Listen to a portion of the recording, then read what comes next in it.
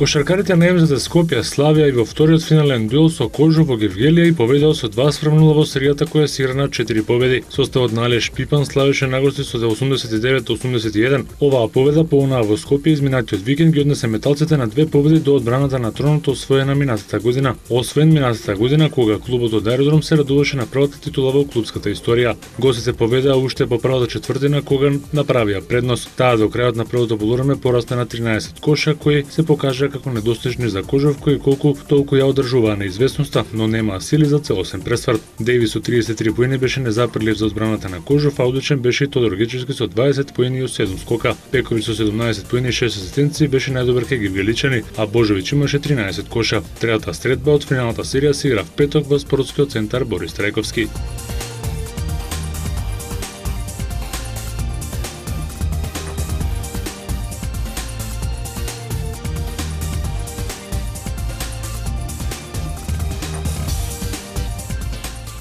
Масимилијано Алегри повеќе не е тренер на Милан, па така Милан ќе го обештети тренерот Алегри кој има договор до 2014 година. Поранешниот играч на Милан Сидорф е најблиску до клупата на росонерите, а во клубот се враќа и Пауло Малдини. Холанѓанецот кој моментално игра за бразилскиот тим Ботафого ќе подпише 3-годишен договор со Милан и ќе го замени Масимилијано Алегри. Тој нема да биде единствената легенда која се враќа во клубот затоа што росонерите ќе го вратат и Пауло Малдини. 44 годишниот поранешен играч на Милан целата своја 20 годишна кариера ја мина во црвено-црниот дрес, а ја заврши во 2009 година. Малдини ќе биде заложен за трансферите на клубот, а ќе има и блиска соработка со Сидорф. Алегри се очекува да седне на клубата на Рома, а со себе да го доведе и неговиот досегашен помошник Мауро Тасоти.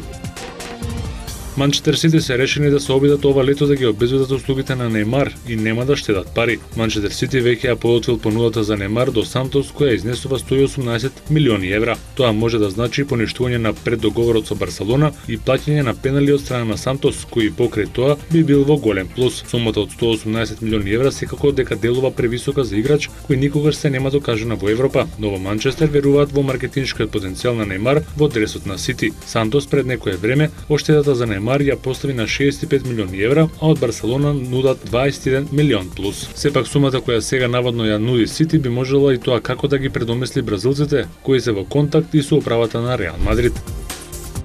Тимот на Сан Антонио Спарс во дополнителните 5 минути успеа да забележи нова победа против Мемфис од 93-89 и да поведе со 2:0 во победи во финалето на западната конференција. Спарси потешко од очекувањата стигнаа до вториот триумф во конференциското финале. Тие прокоцка 13 поени предност во последната четвртина, но благодарение на тим Данкан славеа во продолжението. Данкан мечот го заврши со 17 поени 9 скока, а Тони Паркер постигна 15 коша и рекорд за него во плејофот 18 асистенции. Зек Рендолф одигра на своето ниво со 15 поени 18 скока, Марга Сол оствари 12 поени 14 скока, а најефикасни во гостинскиот тим беа Билис и Конгли кои постигнаа по 18 коша. Серијата сега се сели во Мемфис, а наредниот надпревар е на програмата в сабота. Вечерва се игра првиот надпревар од источното финале помеѓу Мајами и Индијана.